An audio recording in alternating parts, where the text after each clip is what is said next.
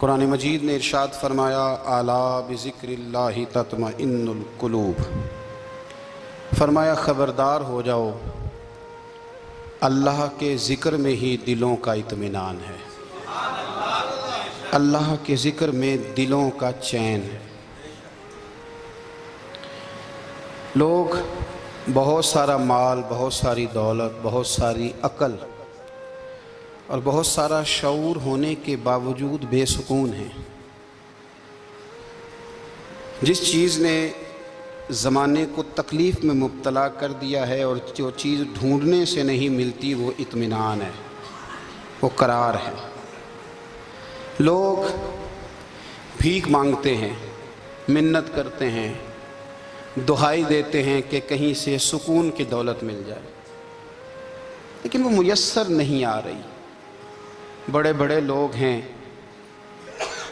اور میں عرض کر چکا ہوں کہ مالدار بھی ہیں اور عقل مند بھی ہیں، باشعور ہیں، پڑھے لکھے ہیں، پر قلبی سکون، راحت، اطمینان، چین انہیں میسر نہیں آ رہا۔ راتیں جاگ کر گزر جاتی ہیں، دن آزمائش میں بیت جاتا ہے۔ وہ کبھی اس کے لیے ٹھنڈے علاقوں کا سفر کرتے ہیں، کبھی دوستوں کی مجلسوں میں جا کر کے بیٹھتے ہیں، کبھی گھر سے دور اکیلے میں تنہائی میں وقت گزارنے کی کوشش کرتے ہیں، لیکن دولت سکون ناپید ہوتی ہے، میسر نہیں آتی۔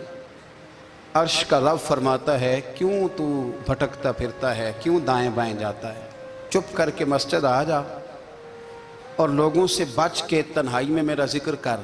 اللہ ملے گا کیا؟ فرمایا اعلیٰ بذکر اللہ تطمئن القلوب، میں تیرے بے چین دل کو چین عطا کر دوں گا۔ وہ تیرا تڑپتا اور پھڑکتا ہوا مزاج، اسے میں سکون کی دولت دوں گا۔ یہ تجھے کہیں اور نہیں ملے گا، یہ میری یاد میں ملے گا۔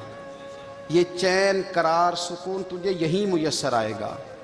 اطمینان قلبی زندگی کا حسن ہے بھائی، دولت سکون اصل ہے۔ بڑے ٹھنڈے کمرے میں کچھ لوگوں کو نیند نہیں آتی، اور داتا صاحب رحمۃ اللہ علیہ آپ جائیں تو دونوں سڑکوں کے بیچ جو فٹ پاتھ ہے نا، اس پہ بھی کچھ لوگ سوئے ہوتے ہیں۔ ادھر سے بھی گاڑیاں گزرتی ہیں، ادھر سے بھی گاڑیاں گزرتی ہیں، لیکن بس نیند ہے نا، اللہ کا فضل ہے، اس نے دے دی ہے، آنے والوں کو آ گئی ہے۔ اطمینان قلبی، میرا معاشرہ بے سکون ہے، بے قرار ہے۔ مجھے کچھ لوگ کہتے ہیں جی میں آج کل بڑا بور ہو رہا ہوں، تو میں کہتا ہوں یار ہمیں تو ٹائم ہی نہیں ملا آج تک بور ہونے کا، نہیں وقت ہی نہیں اتنا میسر آیا، کون سا ٹائم نکالے جس میں بندہ بور ہو؟ وہ تو ہے کہ انسان کچھ فارغ ہو، کہیں اس کے پاس گنجائش ہو تو بور بھی ہو لے۔ کیسے بور ہو لیتے ہو؟ یہ کیا ہوتا ہے بور ہونا؟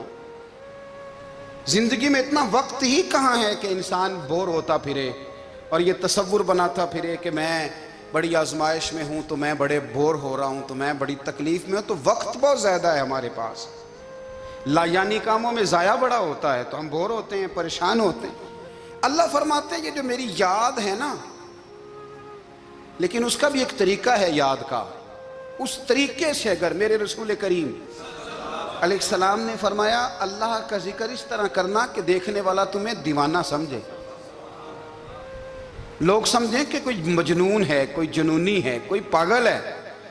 یہاں اللہ تعالیٰ معاف کرے، آپ ذکر کی مجلس چھیڑیں، آپ نعت شریف کی مجلس چھیڑیں تو بہت سارے لوگ پروفیسر بن جاتے ہیں، وہ ساری نہیں ہلاتے، ان کی زبان ہی حرکت میں نہیں آتی۔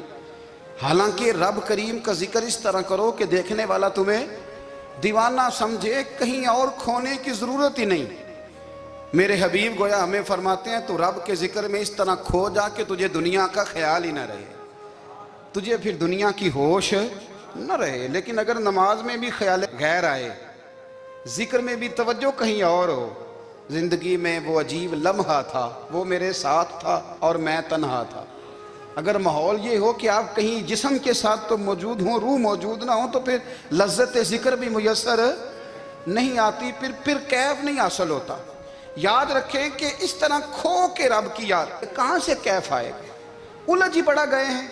وہ مستی، وہ سرور، وہ کیف جو اللہ کے ذکر میں ہوتا تھا، جو کبھی مرشد کامل کے سامنے بیٹھ کر لوگ اللہ اللہ کرتے تھے تو لگتا یہ تھا کہ یہ یہاں ہیں ہی نہیں، یہ تو کہیں اور چلے گئے ہیں، یہاں موجود ہی نہیں۔ لیکن اب وہ موج نہیں، وہ شوق نہیں، وہ درد نہیں، وہ ذہن نہیں۔ اقبال تڑپ کے کہا کرتے تھے خیرت کی گتھیاں سلجھا چکا ہوں، یا رب مجھے صاحب جنوں کر دے، اللہ مہربانی فرما، وہ کیفیت دے، وہ سرور دے۔ زندگی میں اگر اطمینان چاہتے ہو تو کبھی کبھی سب کچھ بھول کے نا تو مست ہو جایا کرو رب کی یاد میں۔ کبھی کبھی چھوڑ دیں دنیا، چھوڑیں یار موبائل، کسی وقت کریں اس کو بند، چھوڑیں اس بات کا خیال کہ فلانے نے سلوٹ کیا ہے کہ نہیں کی، چھوڑیں۔ حضرت باجزید بستامی رحمت اللہ تعالیٰ علیہ فرماتے ہیں میں نے اعتکاف کبھی اپنی مسجد میں نہیں کیا، یہ کہ سارے ہی ہاتھ چومنے والے، سارے ہی پیار کرنے والے۔ فرماتے میں جب اعتکاف کرتا تھا تو میں بستام سے دور نکل جاتا تھا جہاں کوئی مجھے جاننے والا نہ ہو۔ اٹھ بلیا چلو تھے وسیے جتھے وس دینی سارے یننے، نہ کوئی ساڈی ذات پچھانے تے نہ کوئی سانو مننے، چل ادھر چلیں۔ اٹھ بلیا چلو تھے وسیے جتھے وس دینی سارے ہی اننے، نہ کوئی ساڈی ذات پچھانے تے نہ کوئی سانو۔ اتنا شوق ہے سلوٹ کرانے کا، اتنا شوق ہے تعارف کرانے کا، اتنا شوق ہے اپنا بتانے کا، تو یہ چیز غلبہ کر جاتی ہے، پھر نام رہ جاتا ہے، روح نہیں رہتی، پھر وجود رہ جاتا ہے، پھر باطن کی کیفیت نہیں رہتی۔ خدا را اپنے آپ کو بے چین نہ کرو، بے قرار نہ کرو، بے سکون نہ کرو، رب کی یاد میں آ جاؤ، درود و سلام میں آ جاؤ، نعت کے حسن میں آؤ، تلاوت کی دنیا میں آؤ، سجدوں کے نور میں آؤ۔ آؤ کبھی کھول کے دل مسجد کی صفائیاں کریں، آؤ نہ کبھی کوئی بوڑھا دادی نانی دادا ان کے پاس بیٹھ کے پیر دبا کے اللہ کو راضی کریں۔ یہ کیف والی جگہ ہیں، یہ سرور والی جگہ۔ اتنی بے چین ہماری زندگی ہے، بے قرار ہے، تڑپتے ہوئے لوگ، لڑتے ہوئے لوگ، ایسے لگتا ہے ابھی ایک دوسرے کا گریبان تھام لیں گے، بے قرار بے چین۔ کسی کو انتظار کا کہا جانا کہ 10-20 منٹ کسی کا انتظار کرو تو بعض لوگ مجھے ایسے لگتا ہے جیسے ان کا کلیجہ پھٹ جائے گا، ڈاکٹر کے انتظار میں بیٹھے ہیں تو بڑے پریشان ہیں۔ کسی کو ملنے گئے ہیں کو آدھا گھنٹہ بیٹھنا پڑ گیا تو بڑی دقت میں ہیں۔ اپنے آپ کو سکون دیں۔ آپ یقین کریں بڑا مزہ آتا ہے، کبھی کسی کا انتظار کرنا پڑے تو 2-4 تسبیح درود شریف پڑھی جاتی ہے، یعنی ذوق بن جاتا ہے کہ چلو اللہ نے موقع دیا ہے، کوئی سرکار کو یاد کر لیں، تنہائی مل گئی۔ ہمارا مزاج جس سختی کا شکار ہے وہ سختی آہستہ آہستہ ہمیں زیادہ آزمائش میں ڈال گئی۔ تو میرے بھائی زندگی میں اطمینان حسن ہے، اور وہ سب سے زیادہ اللہ کی یاد میں ملتا ہے، وہ سب سے زیادہ رب کریم کے ذکر میں۔ سب سے زیادہ جو چاہتا ہے نا دل ٹھنڈا رہے، زبان میٹھی رہے، وہ مدینے والے محبوب پہ درود و سلام پڑھا کرے، وہ حضور پہ درود و سلام پڑھا کرے، زبان میٹھی رہے گی۔ میرا ذاتی تجربہ ہے کہ جو آدمی اپنے اخلاق سنوارنا چاہے وہ حضور پہ درود شریف پڑھے، جو اپنے اخلاق سنوارنا چاہے، طبیعت کو ٹھنڈا رکھنا چاہے، وہ درود شریف پڑھے، اس کا دل سکون میں آئے گا۔ کچھ کام اور ہیں زندگی میں اطمینان کے لیے، ان کا ہونا بھی بڑا ضروری ہے۔ سب سے پہلے اگر آپ چاہتے ہیں نا زندگی میں سکون ہو تو حقیقتوں کا سامنا کرنا سیکھیں، آپ جو ہیں وہ رہنا سیکھیں، جو آپ نہیں ہیں وہ بننے کی کوشش نہ کریں۔ حقیقت کا سامنا کرو گے تو زندگی اطمینان میں آ جائے۔ ہم نے نا بہانے بنا لیے ہیں، ہیلے بنا لیے، جھوٹ کے سہارے اپنے آپ کو اونچا کر لیا۔ ایک آدمی سے کہا جاتا ہے تو رشوت نہ لے، تو کہتا ہے میں غریبوں سے نہیں لیتا۔ تو میرا سوال یہ ہے کہ امیروں کا حساب لینے کی اللہ نے تیری ڈیوٹی لگائی ہے، تیرے ذمہ لگایا ہے کہ تو امیروں کا حساب کر، تمہیں کیا ضرورت پڑی ہے؟ ہم نا بہانہ کرتے ہیں، رشوت لینے والے کا الگ بہانہ ہے اور سفارش والے کا الگ بہانہ ہے۔ حقیقت کا سامنا کریں، حقیقت کا۔ جو میرے ذمہ داریاں ہیں وہ میں نے پوری کرنی، جو آپ کی ذمہ داریاں ہیں وہ آپ جان نہ چھڑائیں، حقیقت پسند بنیں۔ میرے رسول کریم پھر پڑھیے درود شریف صلی اللہ تعالی علیہ وسلم۔ حضور صلی اللہ علیہ وسلم نے فرمایا کہ میری بیٹی سیدہ فاطمہ الزہرا رضی اللہ تعالی عنہا صرف جنتی نہیں، جنتی عورتوں کی سردار ہے۔ لیکن حضور نے یہ بھی فرمایا کہ فاطمہ یہ خیال رکھنا اگر اللہ نے حساب پوچھا تو حساب تم نے خود دینا ہے۔ حقیقت کی طرف توجہ کرائی حضور نے، وہ صرف جنتی نہیں، جنتی عورتوں کی سردار ہیں، پر حقیقت کی جانب توجہ۔ میں حقیقت یہ ہے کہ اگر مالک نے حساب پوچھا تو اس کی تیاری بھی کرنی ہے. دیکھیں نا ہمیں کچھ یقین نہیں, اللہ معاف کرے کہ ہمارا حساب کیسا ہوگا, لیکن کتنے آزاد ہیں.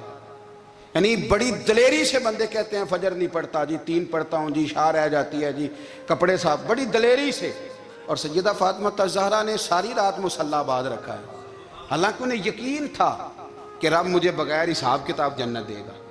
حقیقت کا سامنا کریں, جو حقوق آپ کے ہیں وہ آپ نے ادا کرنے, جو ذمہ داریاں ہیں وہ ذمہ داریاں ہیں. دیکھیں نا حضرت موسیٰ کلیم اللہ علیہ السلام کے پاس اسرائیل روح نکالنے آئے تو حضرت موسیٰ نے تھپڑ مارا, آنکھ نکال دی, واپس گئے. اللہ انہوں نے تو جلال فرمایا ہے, کہا موسیٰ علیہ السلام سے کہیے بیل کی پشت پر ہاتھ رکھیں, جتنے بال ان کے دست مبارک کے نیچے آئیں گے اتنے 1000 سال ان کی عمر بڑھا دی جائے گی. یعنی میرے کان میں کوئی بتا دے کہ جناب 60 سال بڑھ گئی, یا آپ کے کان میں کوئی کہہ دے تو خوشی ہوتی ہے کہ نہیں, لیکن یہ حقیقت پسندی نہیں, اس لیے کہ 60 بھی گزر جائیں گے, 70 بھی, یہ حقیقت نہیں. حضرت موسیٰ کلیم, چلے میں مثال دیتا ہوں, سمجھ لے 10 بال, حالانکہ بہت زیادہ آتے ہوں گے, 10 بال اگر حضرت موسیٰ کے ہاتھ کے نیچے آئے تو 10,000 سال تو عمر بڑھ گئی نا. 10 یعنی 10 سال نہیں, 10 100 نہیں, 10 بہت زیادہ تھی نا. حضرت موسیٰ کلیم اللہ علیہ السلام سے آ کے عرض کیا گیا حضور بیل کی پشت پر ہاتھ رکھیں, جتنے آپ کے ہاتھ کے نیچے بال آئیں گے اتنے 1000 سال عمر بڑھ جائے گی. تو حضرت موسیٰ نے حقیقت پسندی والی بات کی, فرمایا پھر کیا ہوگا, 10,000 سال کے بعد پھر کیا ہوگا. کہا حضور جانا تو پھر بھی ہے. فرمایا پھر ابھی چلتے ہیں, اگر جانا ہے نا, جانا ہے تو پھر, اگر جانا ہے تو پھر ابھی. اور سجنوں اگر نماز پڑھنی ہے تو ابھی کیوں نہیں, اگر داڑھی رکھنی ہے تو پھر رمضان کا انتظار کیوں کریں, ابھی کیوں نہیں, اگر سچ بولنا ہے تو پھر, اگر رزق حلال کھانا ہے تو پھر انتظار کاہے کا. حقیقت ہوتی ہے, بہانہ ہوتا ہے, حقیقت چھپ نہیں سکتی بناوٹ کے اصولوں سے, کیونکہ خوشبو آ نہیں سکتی کبھی کاغذ کے پھولوں سے. یہ بات یاد رکھیں. اگر جانا ہے تو حضرت کلیم فرمانے لگے پھر 10,000 سال کے بعد بھی جانا ہے تو آج بھی. ہمیں بے قراری زندگی میں اس لیے کہ ہم حقیقت پسند نہیں, ہم بہانوں میں, ہم ہواؤں میں جیتے ہیں, ہواؤں میں, خیالات میں زندگی گزارتے ہیں. بڑا ٹائم پڑا ہے, مثلاً کتنا میرے رسول کریم صلی اللہ تعالیٰ علیہ وآلہ وسلم نے ایک دن صحابہ سے فرمایا تمہیں حیا نہیں آتی. حضور کیا ہوا؟ فرمایا وہ والے مکان بناتے ہو جن میں تم رہ نہیں سکتے, وہ والا مال جمع کرتے ہو جو کھا نہیں سکتے, حیا نہیں آتی. عرض کی حضور حکم کریں. تو محبوب فرمانے لگے جوتے کا ایک تسمہ بند کرتا ہوں تو سوچتا ہوں دوسرا بند کرنے سے پہلے موت آ جائے گی, ایک سانس اندر جاتی ہے تو دوسرا آنے سے پہلے میں یاد کرتا ہوں کہ مجھے دنیا سے جانا ہے. تمہیں حیا نہیں آتی؟ وہ مکان بناتے ہو جن میں رہ ہی نہیں سکتے, وہ مال جمع کرتے ہو جو کھا. حقیقت پسند نہیں بھائی. ہم بہت سارے لوگ ہیں بڑی باتیں سناتے ہیں, بڑی, میں کہتا ہوں اصل میں نا زیادہ باتیں سنا کے نا بیچارہ اپنے آپ کو مطمئن کرنا چاہتا ہے. اصل بات یہ ہے کہ اندر سے نا ہلا ہوا ہے, کچھ بھی نہیں, بڑا زیادہ ہنستا ہے اور مجھے لگتا ہے کہ کوئی گہرا زخم چھپا رہا ہے. اس لیے ملمہ سازی, حقیقت پسند بنو, حقیقت پسند. یاد رکھنا من ترک صلاۃ متعمدا فقد کفر. میرے رسول نے حقیقت بیان کی, فرمایا جس نے ایک نماز بھی جان بوجھ کے چھوڑی اس نے رب کے رب ہونے کا انکار کیا, اس نے کفران نعمت کیا. یہ حقیقت ہے, کوئی کلیریفیکیشن نہیں, کوئی وضاحت نہیں. جو نماز نہیں پڑھتا, جھوٹ بولتا ہے, غلط بیانی کرتا ہے. جو شخص رزق حرام کما کے کہتا ہے کہ اس کے بغیر گزارا نہیں چلتا, وہ جھوٹ بولتا ہے. اس لیے کہ رب فرماتا ہے جب تجھے پیدا کیا ہے تو تیرا رزق میرے ذمہ ہے. اللہ فرماتا ہے کہ لا یکلف اللہ نفسا الا وسعها, میں کسی پر وہ بوجھ نہیں ڈالتا جو اٹھا نہ سکے. نماز فرض کیا اس کا مطلب ہے ہم پڑھنے کے قابل ہیں. اس نے ہمارے ذمہ داریاں لگائی ہیں تو مطلب یہ ہے کہ ہم ذمہ داریاں ادا کرنے کے قابل ہیں, ورنہ وہ کہتا ہے میں وہ بوجھ ڈالتا ہی نہیں جو تجھ سے اٹھایا نہ جائے. اگر چاہتے ہو کہ زندگی میں اطمینان ملے تو خدا را حقیقت پسندوں والی زندگی گزارو. یہ فضاؤں میں زندہ رہنا, ہواؤں میں, اللہ بڑا معاف کرنے والا ہے، اللہ بڑا کریم ہے، معاف کر دے گا. تو بھئی یہ بات صحابہ کو بھی پتا تھی، یہ اہل بیت کو بھی خبر تھی، تو وہ تو ایک ایک بات کا لحاظ کرتے تھے. یہ غوث اعظم کو بھی پتا تھی، یہ ان کے والد کو بھی پتا تھی، جنہوں نے کسی کا ایک سیب کھا لیا تھا تو 12 سال اس کے گھر میں نوکری کرتے رہے. انہیں نہیں پتا تھا اللہ بڑا کریم ہے، معاف کر دے گا، ایک سیب ہی ہے نا. تو حقیقت پسندی آپ کو سکون دے گی. اور اگر آپ نے اپنے آپ کو غیر مطمئن کیا ہوا ہے، بات کچھ اور ہے، اور آپ نے اپنے آپ کو ڈال کسی اور طرف لیا ہے، تو پھر آپ کو سکون مل سکتا. سکون حقیقت پسندی میں، اصل میں سکون ہوتا ہے، اداکاری میں سکون نہیں ہوتا. تیسری بات سنیں، اگر آپ چاہتے ہیں زندگی میں مطمئن رہیں تو دنیا داروں سے امیدیں توڑ دیں، اللہ اور اس کے رسول سے امید وابستہ کریں، اولیاء اللہ سے امیدیں وابستہ کریں، صحابہ اور اہل بیت سے امیدیں، اللہ اور اللہ والوں سے امیدیں، دنیا داروں سے امیدیں. آپ کو پتہ ہے دنیا دار کی تباہی کب ہوتی ہے؟ جب انہیں خوش آمدی مل جاتا ہے. چودھری کا بیڑا اس وقت غرق ہوتا ہے جب اسے چودھری کہنے والے زیادہ ہو جاتے ہیں. سیٹھ صاحب اور نواب صاحب بیچارے تباہ تب ہوتے ہیں بھولے پن میں، جب ان کے دائیں بائیں ریلا ہوتا ہے سیٹھ صاحب کہنے کا. لوگ انہیں کھانا چاہتے ہیں، پیار ان کا نہیں ہوتا، ان کی جیب کا ہوتا ہے. محبت ان سے نہیں ہوتی، ان کی کرسی سے ہوتی ہے. ضروریات کا پیار ہوتا ہے، تباہ کر دیا جاتا ہے. ہماری ساری توقعات دنیا داروں سے وابستہ ہو گئی ہیں. ناراض نہ ہونا، پیروں نے، مولویوں نے، درویشوں نے، انہوں نے بھی سیٹ رکھے ہوئے جلسوں کی صدارت کرانے کے لیے. یعنی مذہبی جلسہ ہے، اس میں بہت زبردست پڑھے لکھے صاحب تقوی عالم کا خطاب ہے، اور کی صدارت وہ بندہ کر رہا ہے جس نے عشاء کی نماز بھی نہیں پڑھی. وہ بندہ صدارت کر رہا ہے. کیوں؟ اس لیے کہ اس نے ₹1,00,000 دیا ہے محفل میں. خدا را دنیا داروں سے امیدیں چھوڑ دیں، ورنہ آپ کمزور پڑ جائیں گے، آپ کی امیدیں ٹوٹیں گی. کتنا کمزور ہے وہ شخص جو 2-4 ہزار کے لیے کسی بندے کی چاپلوسی کرتا ہے، اس کے پیچھے بھاگتا ہے، خوش آمدیں کرتا ہے تھوڑے سے نوٹوں کے لیے. دکھ سکھ میں کام آئے گا اس کام کے لیے. میرے رسول کریم علیہ السلام نے فرمایا، جس نے بندوں کو راضی کرتے کرتے رب کو ناراض کر دیا، اس کی دنیا بھی گئی اور آخرت بھی گئی. اور فرمایا جس نے بندوں کی پرواہ نہیں کی، اللہ کو راضی کیا، فرمایا اگر رب راضی ہو گیا تو لوگوں کے دلوں میں بھی محبت پیدا فرما دے گا. کیا ضرورت ہے خوشامد کرنا دنیا داروں کی، سیٹوں کی، نوابوں کی، چاپلو. اور میں آپ کو ایک بات بتاؤں، ہوتا پتہ کیا ہے؟ یہ جو حب جا اور حب با ہوتی ہے نا، اس سے پیٹ نہیں بھرتا. آپ کو اگر خوشامد کرنی ہے تو پھر آپ کو ساری زندگی کرنی ہے. پھر ان کو بھی پتہ ہوتا ہے کہ تعلق کس بنیاد پر ہے، اس میں کبھی بھی خلوص پیدا نہیں ہوتا. آپ بے چین رہتے ہیں، بے قرار رہتے ہیں، آپ کو تکلیف رہتی ہے ہمیشہ. کبھی بھی دنیا داروں سے امیدیں وابستہ نہ کریں. ایک بات سنیں بڑی شاندار، امام غزالی نے لکھی ہے. امام غزالی فرماتے ہیں کہ ہارون الرشید نہ حج کر کے واپس آیا بغداد میں، تو کونے میں حضرت بہلول دانا بیٹھے تھے. رش بہت تھا، مجمع بڑا تھا. حضرت بہلول دانا بھی سڑک کے کنارے بیٹھے تھے. تو سپاہی کہنے لگے یہاں سے اٹھ جاؤ. فرمانے لگے ہارون الرشید کی زمین نہیں، زمین میرے رب کی ہے، میں کیوں اٹھوں؟ وہ قریب سے گزرا تو سلام لی. تو آپ نے اس کا پروٹوکول دیکھا تو فرمانے لگے ہارون الرشید تجھ سے تگڑے تگڑے موٹے موٹے پروٹوکول میں نے لوگوں کے دیکھے ہیں، اور یہ جو تیرے دائیں بائیں آج تیرے نعرے لگا رہے ہیں، یہ پہلے ان لوگوں کے نعرے لگایا کرتے تھے. اور تھوڑا وقت گزرنے دے، جو تیرے بعد آئے گا نا، یہ سارے پھر ان کے نعرے بھی لگائیں گے. تو جھوٹ کی دنیا میں زندہ ہے، ان سے تو نے امیدیں وابستہ کی ہیں، یہ کل اس کے نعرے لگائیں گے. دل پہ بڑا اثر ہوا، گھوڑے سے اتر آیا، آگے کہنے لگا حضور آپ نے مجھے بڑی اچھی نصیحت کی ہے، میرا دل بڑا ٹھنڈا ہوا ہے. میں نے سنا ہے آپ مقروض ہیں، کچھ لوگوں کا قرض، تو مجھے کوئی حکم ہی کر دیں. آپ ہنسنے لگے، فرمانے لگے یار تو بڑا ہی بیوقوف ہے، بڑا ہی بیوقوف ہے. تو میں تجھے نصیحت کر رہا ہوں، تو مجھے الجھا رہا ہے.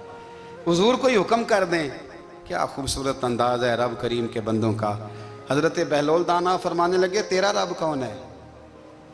کہا اللہ. تو فرمایا میرا کون ہے؟ کہا اللہ. فرمانے لگے یہ تو نہیں نہ ہو سکتا کہ اللہ ہارون رشید کو دیتا رہے اور بہلول دانا کو بھول ہی جائے. یہ تو نہیں نہ ہو سکتا کہ ہارون رشید کو دیتا رہے اور بہلول دانا کو بھول جائے، فرمایا اس کا دل، اس کا ارادہ ہوا، ارادہ قدرت ہوا کہ بہلول مقروض رہنا چاہیے، تو اگر رب مجھے رکھنا چاہتا ہے، دکھ قبول محمد بخشا راضی رہن پیارے، اگر وہ چاہتا ہے میں مقروض رہوں تو میں بھی چاہتا ہوں کہ میں مقروض ہی رہوں۔ یہ تو نہیں نہ ہو سکتا کہ تجھے دے اور مجھے نہ دے۔ فرمایا میری تجھ سے کوئی امید نہیں، مجھے جب بھی دے گا میرا رب بھی دے گا، اور وہ دے گا تو پھر انشاءاللہ خزانے کھول کے دے گا۔ دنیا داروں سے امیدیں وابستہ کرنا، لوگوں کے پیچھے، یہ چھوڑ دیں، آپ بے چین رہیں گے، بے قرار رہیں گے۔ اللہ والوں سے ضرور امیدیں وابستہ کریں، اس لیے کہ ان کے پاس جو کچھ ہوتا ہے وہ دراصل رب کا ہی ہوتا ہے۔ لیکن سیٹھوں سے، نوابوں سے، سیاستدانوں سے باز آ جائیں، ہماری بڑی امیدیں وابستہ ہیں۔ میں اکثر کہتا ہوں جتنے پھیرے نوکری کے لیے دنیا دار کے دروازے پہ لگائے ہیں نا، اس سے کم دفعہ مسجد میں نفل پڑے ہوتے تو رب اتنی بڑی مہربانی فرما دیتا۔ تیسری بات یہ یاد رکھیں، اگر سکون لینا چاہتے ہیں نا، اگر سکون لینا چاہتے ہو نا، تو لوگوں کو ڈسکس کرنا بند کر دو۔ کس کو اللہ نے کتنے پیسے دیے ہیں وہ جانے اور اللہ جانے، کس کو اللہ نے کتنی گاڑیاں دی ہیں وہ جانے، اور لوگوں کو ڈسکس کرنا جی۔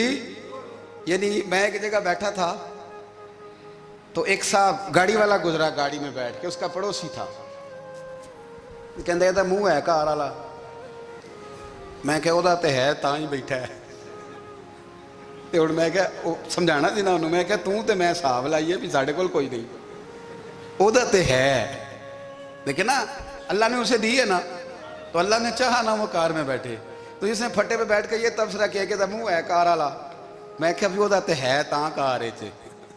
اب مجھے اور تجھے اندازہ لگانا چاہیے کہ ہم کیا یہ بحث ہے، یعنی اللہ کو چاہیے تھا معاذ اللہ کے پہلے تجھ سے پوچھتا کہ اسے کار دینی ہے کہ نہیں، کیا مطلب فضول بحث ہے۔ وہ چیز ہمیں اتنا تنگ کرتی ہے، اتنی تکلیف دیتی ہے کہ آپ یقین کریں سارا دن اسی کو ڈسکس کرتے ہیں، سارا دن۔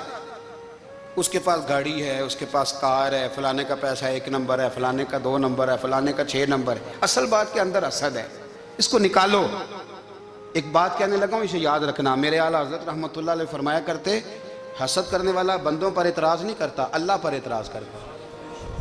وہ کہتا ہے اللہ اسے کیوں دیا ہے، اتنا کیوں دیا ہے، معاذ اللہ وہ اللہ کی تقسیم پر اعتراض کرتا ہے۔ حسد کرتے ہو بے چین رہو گے، حسد آپ کے دل کو تڑپا کے رکھ دے گا، چھوڑے۔ اللہ بڑا کریم ہے، جس کو جہاں چاہتا ہے وہاں بٹھا دیتا ہے۔ آپ قطعاً اس بحث میں نہ پڑیں کہ اللہ نے کس کو کتنا دیا ہے، کب دیا ہے، کیوں دیا ہے، وہ بڑا بے نیاز ہے۔ حسد آپ کو تباہ کرے گا۔ دنیا میں پہلا گناہ جو ہوا تھا وہ حسد تھا۔ ابلیس نے حضرت آدم سے حسد کیا، کہنے لگا میں بہتر ہوں، سرداری اس کو مل رہی ہے، یہ تو اللہ کو پتہ ہے نا کس کو دینی ہے۔ اور دنیا میں پہلا قتل حسد کی وجہ سے ہوا، حابیل قابیل کے درمیان حسد کا معاملہ تھا۔ خاتون کا نکاح اس سے کیوں ہو رہا ہے، مجھ سے ہونا چاہیے۔ حسد تباہی کرتا۔ آپ یقین کریں، یعنی دکاندار کے سامنے دوسری دکان پڑتی ہے اور پریشان ہو جاتا ہے، وہ کہتا ہے میرا کیا بنے گا، لا حول ولا قوت الا باللہ العلی العظیم، یعنی تیرا کیا خیال ہے کہ تیرے حصے کی روٹی وہ کھا جائے گا، اتنا چھوٹا دل، یعنی تیرا موقف یہ ہے کہ تیرے حصے کا نصیب اس تک چلا جائے گا، یہ تیری خواہش ہے۔ ایک دوسرے کی کمزوریاں بیان کرنا، اس کا تو مال ہی ناقص ہے جی، اس کے تو پاس ہی کچھ نہیں، یہ تو کمزور لوگوں کا طریقہ ہے۔ میرے رسول کریم علیہ السلام گزر رہے تھے، پت جھڑ کا موسم تھا، خزاں کا موسم تھا، درختوں کے پتے جھڑ رہے تھے، صحابہ کو ساتھ لے کے حضور گزرے اور ایک درخت کی ٹہنی کو پکڑ کے حضور نے ہلایا۔ صحابہ فرماتے ہیں کہ چھم چھم اس کے پتے گرے، زمین پر ڈھیر لگ گیا۔ حضور نے فرمایا دیکھا تم نے کیا ہوا؟ حضور ہاں۔ فرمایا کتنی تیزی سے پتے جھڑے ہیں، صرف تنا رہ گیا ہے اور خالی ٹہنیاں رہ گئی ہیں، کوئی حسن بچا ہے؟ حضور نہیں۔ تو نبی کریم فرمانے لگے جو حسد کرتا ہے نا اس کی نیکیاں بھی اسی طرح جھڑ جاتی ہیں، اسی طرح۔ اور ایک جگہ حضور فرمانے لگے جس طرح راکھ لکڑی کو آگ کھا جاتی ہے، جس طرح لکڑی کو آگ، جب آگ کھا جائے تو پھر لکڑی کو لکڑی نہیں کہا جاتا، راکھ کہا جاتا ہے، کوئلہ کہا جاتا ہے، اس کی اصل باقی یعنی اسے کھائی جاتی ہے۔ تو حضور علیہ السلام فرمانے لگے جس طرح آگ لکڑی کو کھا جاتی ہے، فرمایا اسی طرح حسد نیکیوں کو کھا جاتا ہے۔ نیکیاں رہتی نہیں.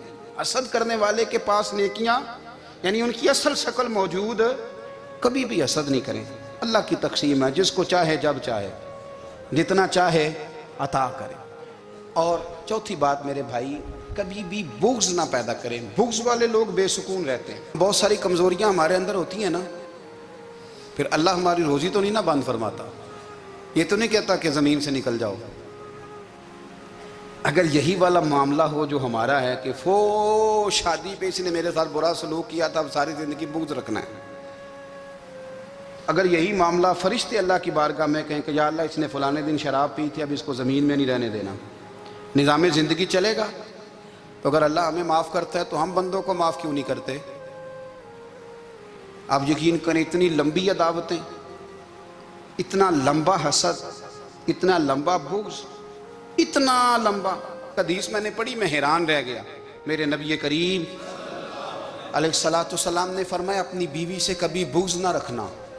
اگر اس کی ایک بات ناپسند ہو تو اسے چھوڑ کے وہ بات دیکھو جو تمہیں پسند ہے. میں اس حدیث کو پڑھ کے سوچنے لگا کہ کیا بیوی کا بھی بغض رکھتے ہیں لوگ؟ اب حضور نے کہا ہے تو اس کا مطلب ہے لوگ بیوی کا بغض بھی رکھتے ہیں. اب اس پر استدلال کر کے مجھے کہنا پڑے گا کہ سسرال والوں کا بغض بھی رکھتے ہیں. کہنا پڑے گا کہ بھائی کے سسرال والوں سے بھی بغض رکھتے ہیں. اس حدیث کی روشنی میں سمجھا کہ لوگ بھابھی کا بغض بھی رکھتے ہیں. بغض, ورنہ عادتیں تو ہماری بھی کئی بری ہوتی ہیں. اگر عادات ایک وجہ بنے اختلاف کی تو عادتیں تو ہماری بھی کئی بری ہیں, لیکن ہم اپنی بری عادتوں سمیت اپنے آپ سے پیار کرتے ہیں.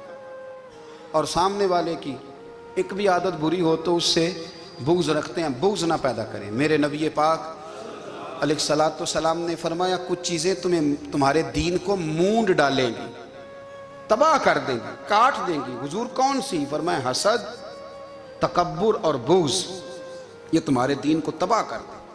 ہم بے چین اس لیے ہیں کہ ہم نے بہت سارے لوگوں کا بغض پالا ہوا ہے. اور ہر فیلڈ میں سیاستدان نے سیاستدان کا, ذاتیات پر اتر کے بات کرتے ہیں. معزز ترین لوگ, تاجر نے تاجر کا, اللہ ماشاءاللہ بعض جگہ پہ اہل علم بھی ایک دوسرے سے عداوت رکھتے ہیں. خدا را دل رب کریم کے آنے کا ٹھکانہ ہے. یہ صاف ہوگا تو اس میں رب رسول کے جلوے ہوں گے. اگر اس میں عداوت ہو, اس میں بغض ہو, اس میں کینہ ہو, نفاق ہو, سنیں میرے رسول کریم حضرت ابوبکر صدیق رضی اللہ تعالیٰ عنہ کہتے ہیں میں رو ہی پڑا. مکہ فتح ہوا نا, تو اکرمہ بن ابو جہل نے پیغام بھیجا کہ میں نا کلمہ پڑھنے کے لیے آ رہا ہوں. بات لمبی ہے, میں موضوع پہ رہنا چاہتا ہوں. کہتے ہیں جب وہ آنے لگا نا تو نبی پاک نے ہم سب کو بلایا. ہم حاضر خدمت ہوئے تو حضور فرمانے لگے کہ اس کے باپ نے نا بڑا ظلم کیا ہے ہمارے ساتھ. ابو جہل نے بڑا ستایا ہے, بڑی تکلیف دی ہے. آپ مجھے بتلائیں کہ وہ ایک دفعہ کسی شادی پہ بحث ہوتی ہے بیوی کے بھائی کے ساتھ, پھر ساری زندگی اس بیچارے کو معافی. وہ 10 دفعہ گھر آتا ہے, معافی مانگنے پر سوال ہی نہیں پیدا ہوتا. میں ہو مجھے ہی کہہ دیا, یعنی پھر میں مجھے ہی کہہ دیا آپ نے, اور میری شان میں بے ادبی, اور پھر میں معاف کر دوں. توبہ توبہ توبہ, یہ کیسے ہو سکتا ہے؟ میری ناک نیچی ہو جائے گی. اور آپ نے مجھے کہہ دیا, سوال ہی نہیں پیدا ہوتا. اور یہ رونا میں اکثر ہوتا ہوں کہ شادی والے دن داماد صاحب کا زیادہ دماغ خراب ہوتا ہے. جب چھوٹی سالی کی شادی ہوتی ہے نا, اس دن اس کو بخار چڑھتا ہے, کوئی اس کو کان میں کہتا ہے تیری عزت نہیں کر دیں. اس دن اس کا دماغ خراب ہو جاتا ہے, بچے اٹھا کے نکل آتا ہے. وہ بیچارہ سسر منتیں کر رہا ہوتا ہے کہ تیری مہربانی آ جا, یہ عزت کرا رہا ہے. تو میں نے کہا احتجاج کر کے جو عزت کرائی جاتی ہے وہ عزت نہیں ہوتی. ہاں یہاں مانگ کے عزت لیتے ہیں لوگ, یا احتجاج کی کوئی عزت ہے؟ آپ کے اندر کمالات اتنے ہوں کہ آپ کی عزت کرنے کو دل چاہے, یعنی مزہ آئے, یعنی لطف آئے, یعنی آپ دور بیٹھے ہوں تو کسی کا دل کرے آپ کو اسٹیج پہ بلانے کے لیے. یہ کیا بات ہوئی کہ چھائے جانا اور بھاگ کے آگے جانا؟ ان سے نکلیں. اکرمہ بن ابو جہل کلمہ پڑھنے کے ارادے سے آ رہے ہیں. حضور علیہ السلام نے صحابہ کو بلایا. کتنی زیادہ عداوت رکھی جا سکتی تھی معاذ اللہ. کب سے وہ چلا تھا ظلم کرنے, اور اس کے بعد اس کا بیٹا شروع ہو گیا. کتنی باتیں تھیں جو ناقابل معافی تھیں, پر کریم رسول نے ہمیں بتلایا ہے کہ سکون والی زندگی کہتے کس کو ہے. جب سب لوگ جمع ہو گئے تو حضور نے فرمایا بھئی وہ کلمہ پڑھنے آ رہا ہے, اس کے باپ نے ظلم بڑے کیے ہیں, پر میری نصیحت یہ ہے کہ اس کے سامنے اس کے باپ کو برا نہ کہے. خبردار, کوئی اس کے سامنے کوئی بات نہ کرے، اب وہ کلمہ پڑھنے آ رہا ہے، مطیع ہو کے آ رہا ہے، بان کے آ رہا ہے۔ کہتے ہیں اللہ کے رسول نے نا کافی دیر تک خطبہ دیا، بریفنگ دی، بات سمجھائی۔ جناب صدیق اکبر کہتے ہیں میں رو پڑا۔ ایک صحابی مجھے کہنے لگے تمہیں کیا ہوا؟ تو میں نے کہا میں مصطفیٰ کی رحمت پہ رو رہا ہوں، دیکھو کن کے لیے حضور گراؤنڈ بنا رہے ہیں، اے دیکھو کن کے لیے حضور تیاری کر رہے ہیں، جنہوں نے ساری زندگی دشمنی کی۔ خدا را یہ اندر سے عداوتیں نکال پھینکو۔ او بھائی اتنا تو لمبا ٹائم ہی کوئی نہیں، اتنا تو وقت ہی کوئی نہیں، اس کو صاف رکھو۔ بندہ کوئی کر بھی گیا تو کوئی حرج نہیں، چنگی مندی سجنا کھولو 100 واری ہو جاندی، یار یاراں دا گلا نہیں کر دے۔ اصل پریت یار یاراں دا جڑا گلا کردا جے یار نہیں جی ہوندا۔ ہاں پکی بات، پکی پیڑی۔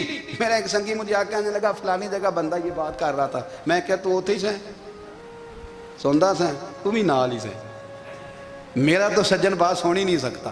چنگی مندی سجنا کولوں 100 واری ہو جاندی، یار یاراں دا گلا نہیں کر دے، اصل پریت جنہ دی۔ ہاں جو بندے پھر ہوتے اس طرح کے ان کے لیے بھی میاں صاحب نے کہا ہے، ان کے لیے بھی میاں صاحب نے کہا ہے، ان کے لیے بھی آپ نے بات ارشاد فرمائی ہے۔ آپ نے فرمایا چنگا ہویا لڑ نیڑیوں چھٹا، کتے عمر نہیں لنگی ساری، بے قدراں دی یاری کولوں توبہ لکھ لکھ واری۔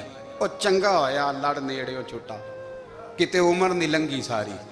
جو اس طرح کا تھا نا شکوے کرنے والا، بغض رکھنے والا، فرمایا بے قدراں دی یاری کولوں توبہ، یعنی لاکھ تے لاکھ کنے ہو گئے، یعنی 2 لاکھ واری توبہ کی تھی انہوں نے، گنی نہیں جا سکتی جتنی میاں صاحب نے توبہ کر دی۔ بے قدرے دوست، بے قدراں دی یاری کولوں توبہ لکھ لکھ واری، چنگا ہویا لڑ نیڑیوں چھٹا، کتے عمر نہیں لنگی ساری۔ تو مہربانی کریں، ایک تو اگر آپ مطمئن رہنا چاہتے ہیں تو کبھی کبھی نا مست ہو کے ذکر الہی کریں، مست ہو، وہ والا ذکر نہیں جس میں آپ موبائل بھی دیکھ رہے ہیں اور کہانیاں بھی۔ میرے سامنے کو بندہ جمعے والے دن یا تقریر کے درمیان تسبیح لے کے بیٹھ جائے تو میں اس سے پوچھتا ہوں تو دو کام ایک ٹائم جی میں پہ کرنا ہے؟ میری بھی بات سن رہے ہو، تسبیح پڑھی تو ممکن ہی نہیں۔ تسبیح تو تسبیح ہے، جب وہ ہوگی تو پھر کوئی اور کام سوال ہی نہیں پیدا ہو۔ ایک تو ذکر کرے محو ہو، دوسری بات حقیقت کا سامنا کریں۔ آپ اگر مطمئن رہنا چاہتے ہیں تو حقیقت پسند بنیں۔ تیسری بات حسد چھوڑ دیں، دوسروں کو ڈسکس کرنا چھوڑ دیں، آپ یہ دیکھیں کہ اللہ نے مجھے کیا کچھ دیا، اس پہ راضی رہیں۔ اور چوتھی بات عداوت چھوڑ دیں، سینے میں کینہ چھوڑ دیں، آپ کی زندگی مطمئن ہو جائے گی، آپ خوشحال رہیں گے۔ وہ جو آپ لفظ کہتے ہیں نا کہ میں بور ہوں، میں پریشان ہوں، اس سے آپ نکل آئیں گے۔ اللہ ہمیں محبوب کی غلامی میں زندہ رکھے، غلامی میں موت۔